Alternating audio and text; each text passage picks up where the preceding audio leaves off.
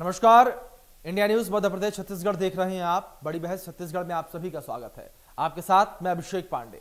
पूर्व आईएएस और भारतीय जनता पार्टी के नेता ओम प्रकाश चौधरी ने सोशल मीडिया पर छत्तीसगढ़ के कोयला खान से कोयला चोरी करने का एक वीडियो पोस्ट किया और वो वायरल हो गया, जिसको लेकर राज्य सरकार ने पुरानी फुटेज बताकर उनके खिलाफ जनता को भड़काने का आरोप लगाया और एफआईआर दर्ज करवा दी। इसे लेकर अब सत्ता पक्ष और विपक्ष के बीच जमकर तकरार देखने को मिल रही है। एक तरफ पूर्व मुख्यमंत्री डॉक्टर रमन सिंह ने ओपी चौधरी पर की गई एफआईआर को लेकर भूपेश बघेल पर सीधा जुबानी हमला करते हुए कहा कि यह भूपेश बघेल जी और कितना गिरेंगे, आज तक ऐसा दुर्बल मुख्यमंत्री नहीं देखा।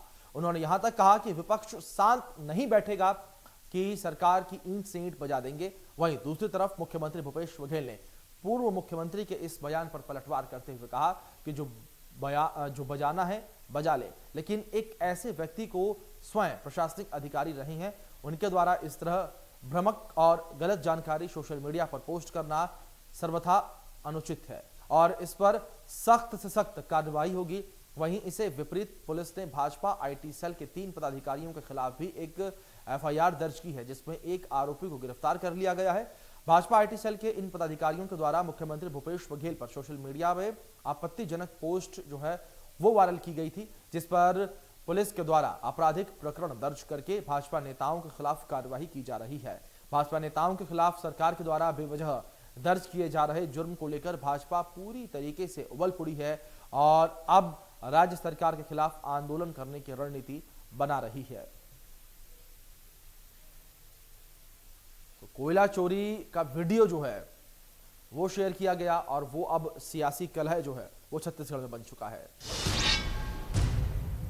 और छत्तीसगढ़ की क्या हालत बना के रखी है। छत्तीसगढ़ में यदि कोयला को लेकर कोई ओपी चौधरी ने सिर्फ और सिर्फ कोयला चोरों की तस्वीर दिखा दी, एक वायरल जो पहले से 6 महीने से वायरल हो रहा था एक सीडी, उसको जारी कर दिया। आज उसके खिलाफ एफआईआर दर्ज करके प्रताड़ित कर रहे हैं, यानी कोयला चोरों को मत बोलिए। अजीब सरकार है ये छत्तीसगढ़ की कि शराब चोरों को मत बोलिए। राजनांदगांव में छुरिया में विधायक के पति को एट्रोसिटी में अंदर डाल दिया गया क्या कि वो रेत माफिया और शराब माफिया के खिलाफ वो विधायक आवाज उठाती थी। चौधरी यदि कोल माफिया को छेड़ता है, उनके सामने उनकी करतूत को दिखाता है, तो भूपेश जी को इतनी पीड़ा होती है कि उनको अरेस्ट कर लिया जाए। जितना बजाना है बजा ले, उसमें क्या फर्क पड़ता है। सांच को आँच क्या। दूसरी बात यह है कि आप सीधी लड़ाई नहीं लड़ पा रहे हैं, तो बदनाम करने के लिए, अधिकारियों को बदनाम करने के लिए, सरकार को बदनाम करने के लिए आप इस प्रकार का हथकंडा अपनाएंगे। आप आईएएस अधिकारी रहे हैं, आईपीएस के एग्जाम दिए हैं, कलेक्टर रहे हैं, और उसके बाद यह हथकंडा कि कोयला चोरी हो पुराने 2 साल पुराने वीडियो को आप डालेंगे और कहेंगे कि ये 2022 का है, तो सीधा सीधा ये तो अपराध की श्रेणी में आता है। और यदि सामान्य नागरिक हो तो पर भी कार्रवाई होती, और चूंकि वो और जिम्मेदार हैं, आईएएस अधिकारी रहे हैं, तो उसका तो अपराध और बड़ा होता है कि आप जानबूझ के प्रदेश में इस प्रकार से वातावरण बनाना चाहते हैं। तो जो गलत साबित हुआ तो एफआईआर दर्ज होगा ही, उनको तो और उनके खिलाफ तो और कड़ी कार्रवाई होनी चाहिए, क्योंकि और पढ़े लिखे भी हैं, जिम्मेदार अधिकारी रहे हैं, तो ऐसे लोगों जो कानून के जानकार हैं, ऐसे खिलाफ तो और ज्यादा कड़ी कार्रवाई होनी चाहिए। तो यहां पर जिस तरीके से बीजेपी नेता की ओर से कोयला खदान से कोयला चोरी करने का वीडियो पोस्ट किया गया, उसके बाद से ही छत्तीसगढ़ में लगातार सियासी घमासान शुरू हो गया है। दोनों ही पार्टियां यानी कि पक्ष और विपक्ष आमने सामने लगातार आ चुके हैं।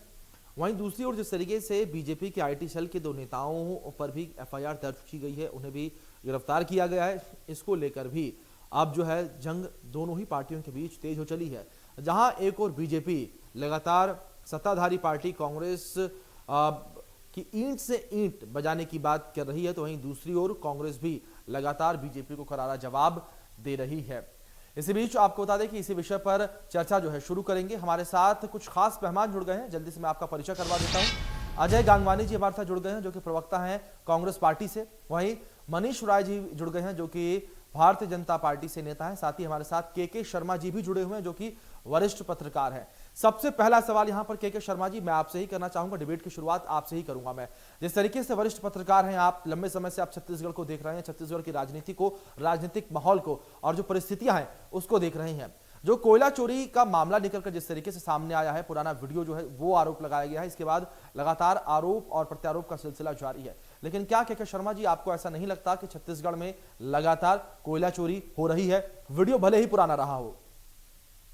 निश्चित रूप से इसके जिस दिन मतलब पोस्ट किए थे ओपी चौधरी जी, उस दिन भी हम इस विषय में डिबेट किए थे। उस दिन भी बात यह आई थी कि पुलिस लगातार वहां पे कार्रवाई और इस प्रकार से कोयला चोरी है वहां पे हो रही है, कोल माफिया सक्रिय है, ये भी बात नहीं है। लेकिन ये कार्रवाई अलग है और कोल माफियाओं के खिलाफ जो ओपी चौधरी के मंतव्य यदि हम माने कि यदि कोल माफियाओं के खिलाफ कार्रवाई करना चाहिए, उनके ऊपर प्रेशर बनाने के लिए, यदि शासन के ऊपर दबाव बनाने के लिए ये पोस्ट किया है, तो उस पर निश्चित रूप में होना चाहिए। लेकिन ये पोस्ट सही नहीं है, इसके कारण उनके खिलाफ जो जुर्म दर्ज हुआ है वो गैर जमानती है और जिसमें उनको मतलब 3 साल की सजा भी हो सकती है, यहाँ तक के प्रावधान है इसमें।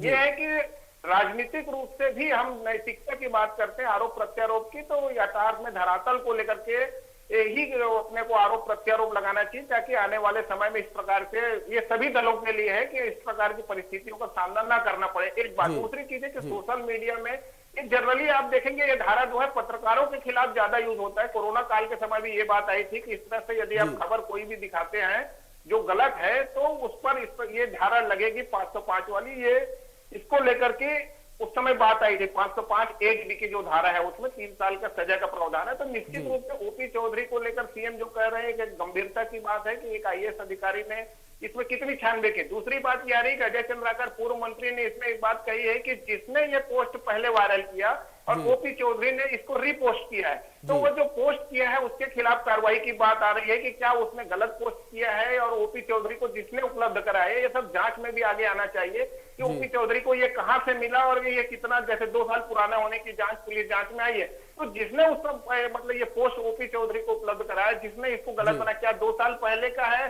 तो 2 साल पहले इस पर कार्रवाई हुई थी क्या, इस प्रकार की परिस्थितियां थी क्या? इसका मतलब ये है कि कोयला चोरी वहां पे हो रहा है लगातार। बिल्कुल शर्मा जी, बिल्कुल ठीक कहा आपने कि वीडियो भले ही पुराना क्यों ना हो, लेकिन लगातार कोयला चोरी जो है वो हो रही है और छत्तीसगढ़ के तमाम हिस्सों से ऐसी जानकारियां भी सामने आ रही है। इसी बात को लेकर, इसी प्रश्न को लेकर अजय जी का रुख करूंगा। अजय जी, आपकी प्रतिक्रिया सबसे पहले जानना चाहूंगा। जिस तरीके से यहाँ पर ओपी जी पर, जो बीजेपी के नेता है, उन पर तमाम आरोप लगाए गए और तमाम धाराओं के तहत उन पर मुकदमा भी दर्ज किया गया है, क्या इतनी ही सख्ती कोयला चोरी करने वालों पर नहीं लगानी चाहिए? क्योंकि कोयला चोरी तो धड़ल्ले से पूरे छत्तीसगढ़ में जारी है। डिबेट रखिए, मुझे थोड़ा समय दीजिएगा। देखिए, सबसे पहले 18 मई 2022 एक ऐसा आईएएस अधिकारी जो 2 बार 2 जिलों का कलेक्टर रह चुका है, नगर निगम कमिश्नर जैसे जिम्मेदार पदों पे कार्य कर चुका है, जो कानून को एक आम आदमी से ज्यादा बेहतर समझता है, उसके बाद किसी प्रकार से गैर जिम्मेदाराना ढंग से सस्ती लोकप्रियता के लिए जो वर्तमान सत्ता पक्ष की सरकार है उसको बदनाम करने के लिए जिस प्रकार राजनीतिक साजिश और षड्यंत्र कहना ज्यादा उचित शब्द होगा इसके लिए पांडे जी। और देखिए, किसी भी वीडियो को आप शेयर कर रहे हैं तो सबसे पहले उसकी प्रामाणिकता की जांच करना चाहिए।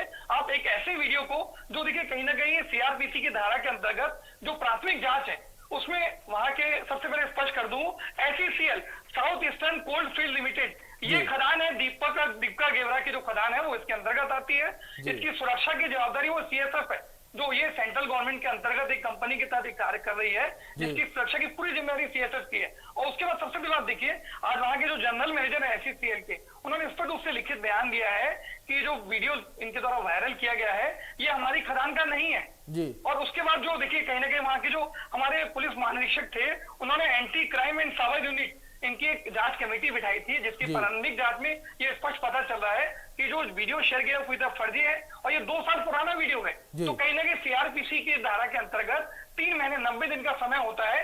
प्राथमिक साक्ष्य के आधार पर यह स्पष्ट हो रहा है कि ओपी चौधरी जी ने सिर्फ और सिर्फ सस्ती लोकप्रियता के आधार पर एक फर्जी वीडियो जो 2 साल पहले का है, आज वहां आदिवासी भाई बहनों को बदनाम करने का जो दुष्प्रयास उनके द्वारा किया गया है वो घोर आलोचनीय और निंदनीय है। और देखिए, कानून और संविधान का राज है छत्तीसगढ़ में। एक सामान्य नागरिक भी अगर इस प्रकार की कोई कार्रवाई करता है तो उस पर कड़ी से कड़ी कार्रवाई हो जाएगी।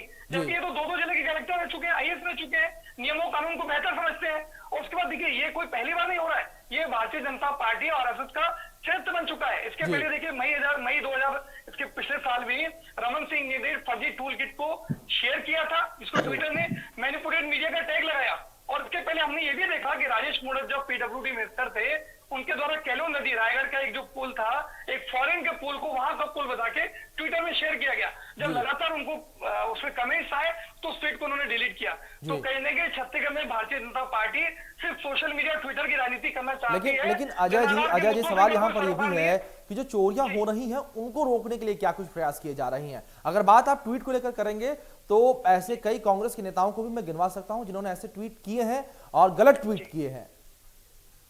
अभिषेक पांडे जी, बहुत अच्छा प्रश्न आपके। देखिए, दो अलग अलग मामले। आज का हमारा जो डिबेट का विषय है वो ओपी चौधरी जी पे जो 505B के अंतर्गत हम FIR कर रहे हैं, जो एक गैर जमानती अपराध है, उस पर चर्चा करें। और देखिए, कहीं ना कहीं जो लगातार 15 साल तक भारतीय जनता पार्टी के कार्यकाल में कमीशन खोड़ी और भ्रष्टाचारी लगातार फैली हुई थी, उसको रोकने के लिए हमने पूरे प्रयास किए हैं और बहुत एकदम 3.5 साल में सफल भी हुए हैं। जितनी भी कोयला खदानें हैं वहां पे लगातार कैमरे लगाए गए हैं, वहां के कलेक्टर SC के माध्यम से लगातार माननीय मुख्यमंत्री ने दिशा निर्देश के अनुसार लगातार मॉनिटरिंग की जा रही है। और कोयले की चोरी में इनके 15 साल के कार्यकाल की तुलना में इन 3.5 साल में 7% से ज्यादा कमी हुई है पांडे जी। और कहीं ना कहीं देखिए, ये जो सबसे बड़ी चीज ये है कि आज हम कोई वीडियो का शेयर कर रहे हैं तो ये हमारी व्यक्तिगत जिम्मेदारी है कि उस पहले वीडियो की प्राथमिकता की जांच करें। अगर उसकी प्रामाणिकता से आप खुद संतुष्ट नहीं है, और देखिए आप उसको पर्सनल शेयर करें तो ठीक है, कहीं ना कहीं ट्विटर पे एक सार्वजनिक मंच पर एक सरकार के सत्ता पक्ष को बदनाम करने के लिए ठीक है अजय जी, ठीक है आपकी बात अजय जी समझ गए। एक बार हम यहाँ पर मनीष राय जी से भी जान लेते हैं उनकी क्या प्रतिक्रिया। मनीष जी, आपने भी सुना यहाँ पर अजय जी लगातार तमाम आरोप जो है भारतीय जनता पार्टी पर ही लगा रहे हैं। जी अभिषेक जी, मैंने सुना अजय जी ने कहा। सबसे पहले तो धन्यवाद कि सारी मीडिया और कांग्रेस से स्वीकार करती है, मुख्यमंत्री स्वीकार करती है कि अगर ये 2 साल पुराना वीडियो है जो कि अभी जांच पूरी नहीं हुई है, उसके पहले ही उन्होंने डिक्लेयर भी कर दिया, FIR भी हो गई। अगर 2 साल पहले तो ये जांच लेना चाहिए कि सरकार किसकी थी 2020 में। भारतीय जनता पार्टी की सरकार नहीं थी, कांग्रेस की सरकार थी। इसका मतलब ये साबित हो गया कि कांग्रेस के सरकार में कोयला चोरी हो रहा है, और इसका मतलब है कि इसमें मुख्यमंत्री से लेकर पूरा प्रशासन लिप्त है। तो ये कहीं अजय जी सुन लीजिए, अजय जी एक बार सुन लीजिए, आपके पास भी आऊंगा। कहीं ना कहीं अगर वीडियो की सत्यता तो खैर बाद में साबित आएगी कि कितना पुराना है, लेकिन 2 साल पहले कांग्रेस की सरकार तो थी। यह साबित हो गया कि कांग्रेस की सरकार में इनका चाल चरित्र, इनका भ्रष्टाचार, कोयला चोरी, मुख्यमंत्री जी को 25 रुपए प्रति टन कोयले में कमीशन चाहिए, कमीशन चोरी, चाहे घोटाला हो।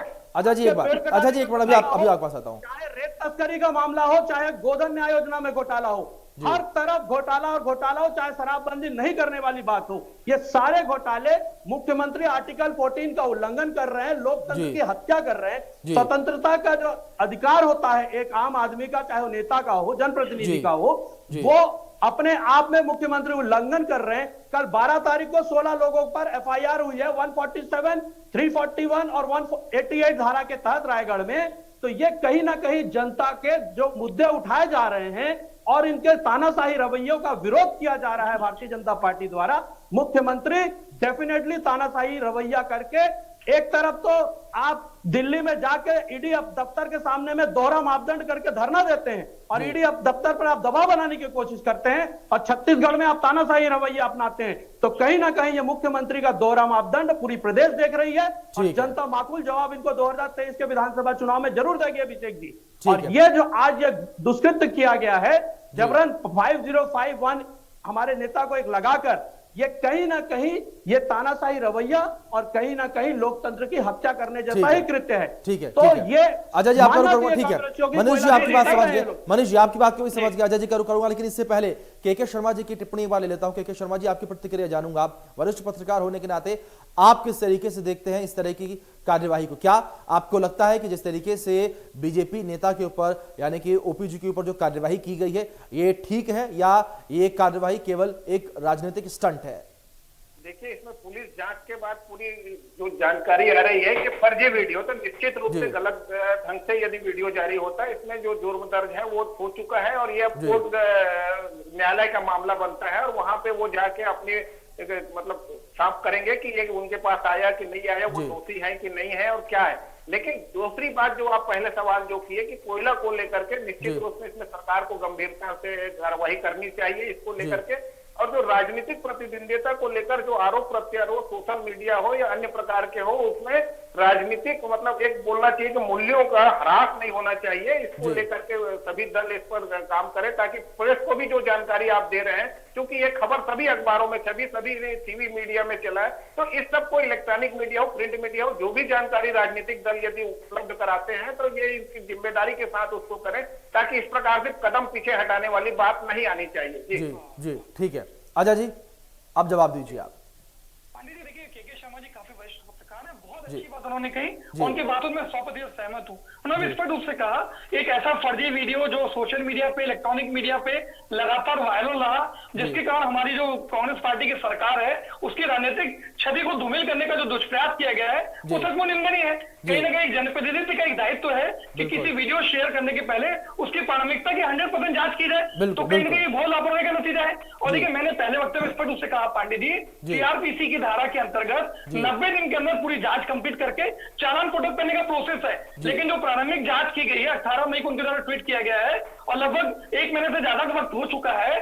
साइबर सेल की प्राथमिक जांच में स्पष्ट हो चुका है कि ये कोरबा की गेवरा जो है वहां की खदान का नहीं है, तो ये स्पष्ट है कि उनके द्वारा जो वीडियो शेयर किया गया था वो पूरी तरह फर्जी है। और मनीष राय जी भी कहीं ना कहीं भारतीय जनता पार्टी के प्रवक्ता है, ये उनका भी चरित्र बन चुका है। ये 2 साल पहले का वीडियो अजय जी आपकी ये सारी बातें ठीक है। अजय जी एक बार मुझे भी सुनिए, एक बार मुझे भी सुनिए। आपकी सारी बातें ठीक है, मैं आपकी बातों का जो तथ्य है उससे बिल्कुल समझता हूँ, उससे बिल्कुल वाकिफ भी हूं मैं और सहमति भी है मेरी। लेकिन जिस तरीके से आप के शर्मा जी का जिक्र करें, के शर्मा जी ने यहाँ पर चोरी की बात का भी जिक्र किया कि छत्तीसगढ़ में सरकार को इस बात को गंभीरता से लेना चाहिए। पहले भी उन्होंने कहा आप देख उतना ही रहे जितना आपको देखना है, आप बार बार इस बात को नजरअंदाज कर दे रहे हैं क्योंकि छत्तीसगढ़ में कहीं ना कहीं। अजय जी एक बार सुनिए, गांगवानी जी, छत्तीसगढ़ में चोरी अभी भी लगातार जारी है। मैं मानता हूं कि यहां पर ओपी चौधरी जी ने जो वीडियो शेयर किया वो गलत था, उन्हें नहीं करना चाहिए था, कार्रवाई बनती है, सब कुछ ठीक है, लेकिन कहीं ना कहीं मुद्दा जो है चोरी से ही जुड़ा हुआ है, जो कि अभी भी लगातार पूरे छत्तीसगढ़ प्रदेश में जारी है। अगर मैं हालिया एग्जांपल आपको दे दूं तो कहिए वो भी मैं आपको दे दूं। कोरबा की अगर जानकारी हो आपको, जहां पर सीआईएसएफ के जवानों ने लाठीचार्ज भी किया था, सूरजपुर में जहां 2 जो चोरी करने व्यक्ति गए थे उनकी दबकर मृत्यु भी हो गई, तो ये सिलसिला जारी है, तभी तो ये वाक्य निकलकर सामने आ रहे हैं। पांडे देखिए, मैं बहुत अच्छा प्रश्न है आपका। देखिए मैं स्पष्ट कर दूं, मैंने स्पष्ट रूप से कहा जो लगातार कोयला चोरी इनके 15 साल में होती रही, लगातार कमीशन खोरी और भ्रष्टाचारी को राजनीतिक संरक्षण इनकी सरकार के द्वारा दिया जाता रहा।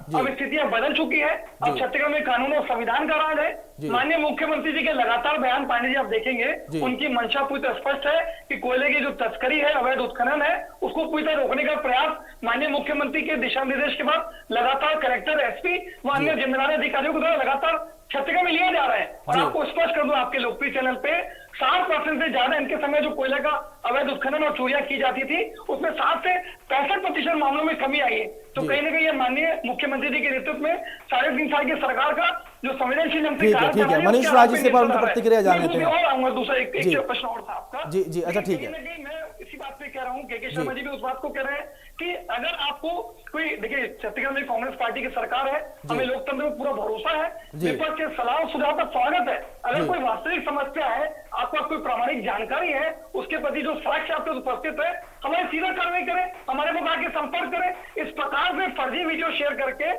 जो सरकार की प्रतिष्ठा को धूमिल करने का प्रयास किया जा रहा है वो निंदनीय है। और देखिए के शर्मा जी ने स्पष्ट कहा कि अब मामला जो है न्यायालय में जा रहा है, जो भी प्रणाली अपनाई जा रही है बिना किसी राजनीतिक विद्वेष के एक सामान्य व्यक्ति के ऊपर जो बिल्कुल अजय जी, माननीय न्यायालय जो कुछ भी फैसला सुनाएगा वो सर्वोपरि होगा। एक बार यहाँ पर मनीष राय जी की भी प्रतिक्रिया जान लेते हैं। मनीष जी, तमाम आरोप प्रत्यारोप अब आपकी सरकार पर लग रहे हैं, जिस तरीके से पिछले दौर में आपकी सरकार थी, और सीधे तौर पर अजय गांगवानी जी कह रहे हैं कि आपकी सरकार में ये भ्रष्टाचार जो है वो पनपा, और उस भ्रष्टाचार को समाप्त करने में समय यहाँ पर कांग्रेस पार्टी की सरकार को लग रहा है, जिसे 65% तक लगभग समाप्त कर दिया है। आज इनके समय के नागू चंद्राकर जी, तो अगर तस्कर थे, अजय जी एक बार आप मनीष जी को सुन लेते हैं। 35% को रोक क्यों नहीं पा रहे हैं?